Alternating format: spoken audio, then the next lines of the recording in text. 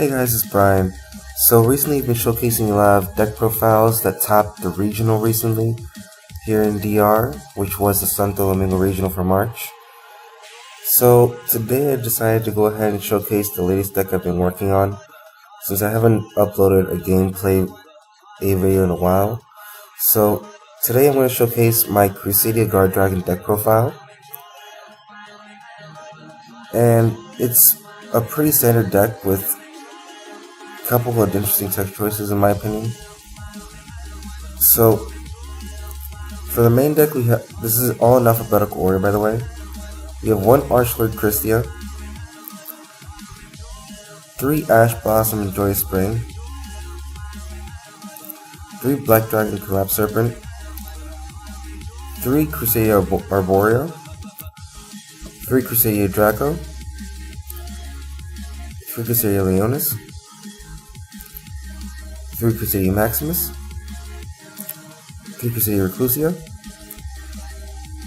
1 Destro Glass Dragon Fusion, 1 Elephant, 1 Red MD, 3 Rescue Cat, 1 White Dragon Wicker Burster, and 1 War Legacy World Crown to round out the monsters.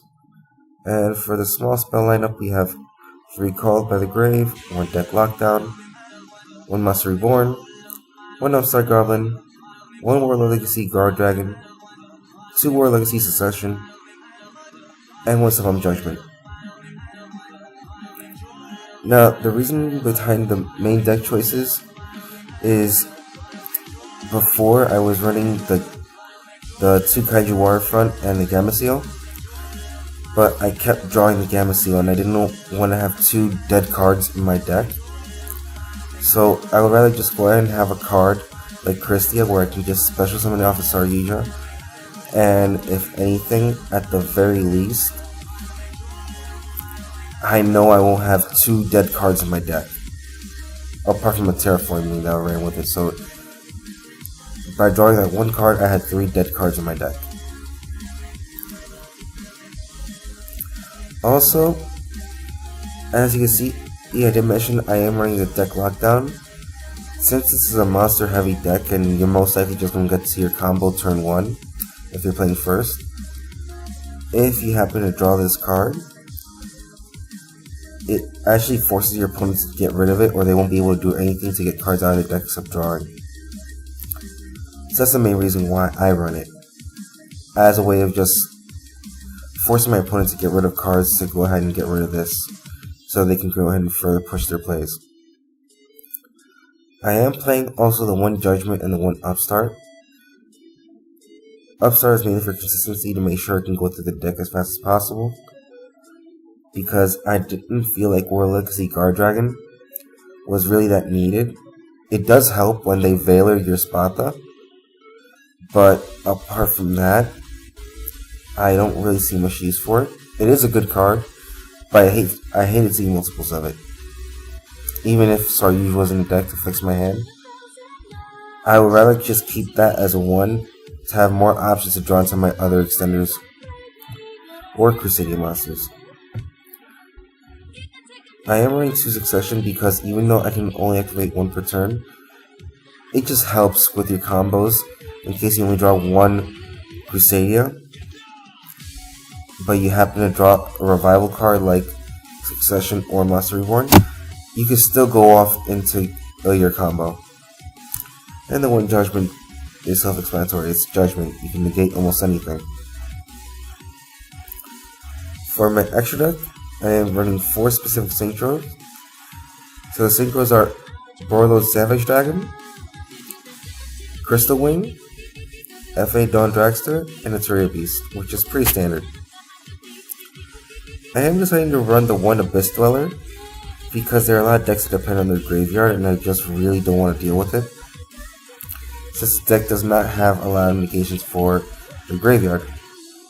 I am not running Ghost Spell, so anything that moves out of the graveyard pretty much has free reign unless I have this card. I am running the 1 Equimax Standard, the 2 Magius Standard, and for those who don't know what Magius does, this is your combo starting. If you have one Crusadia in your hand,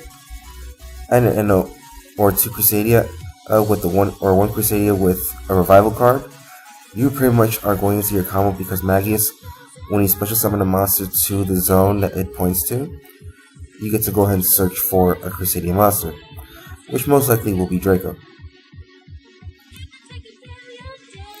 Next is Crusadia Sparta. Sparta is the main card for the combo since you're most likely going to go ahead and use Draco to summon it to the zone it points to. Go into LP, and then after going into LP, you're going to use Sparta's effect to go ahead and move it to the zone adjacent into one of the zones that it points to. So in this case, since Sparta's pointing down, you move it to the left or to the right height of Sparta. If you're going for Pisti, you will move to the left of this zone, or in the case of LP, which is most likely your play, you're going to go ahead and move to the right of the zone, so you can go ahead and use LP's effect to summon a monster, or Pisti to summon the monster of the grave. But LP does summon out the deck, or out the hand, which is very useful in a lot of situations, especially if you happen to draw your one copy of Venom D.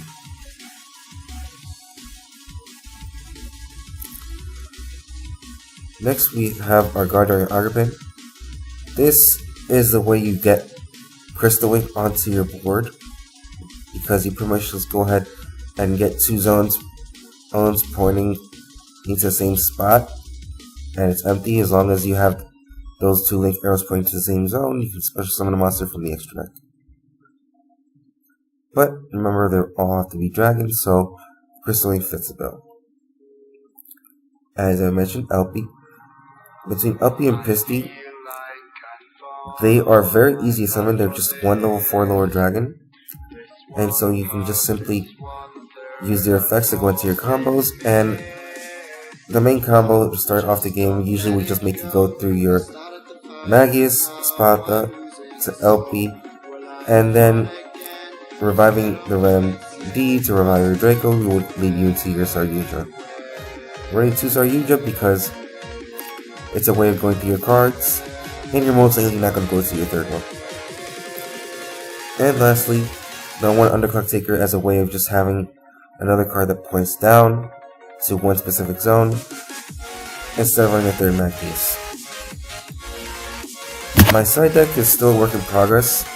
I'm debating on changing one of the 3 card slots, so I'm thinking about either getting rid of the Evenly Matched or the DD Crow for Freelancia, depending on the deck. But I have no way of dealing with Thunder Dragons at the moment, except for the Evenly Matched, but apart from that, it's nothing. Unless I'm going to first make just summon Christie on them. Anyways, that's the deck. I want to thank you guys for your time. Hope you guys enjoy the rest of your day. Feel free to leave a like and comment down below. Subscribe for more Yu-Gi-Oh videos. And hope to see you guys again next time. See ya!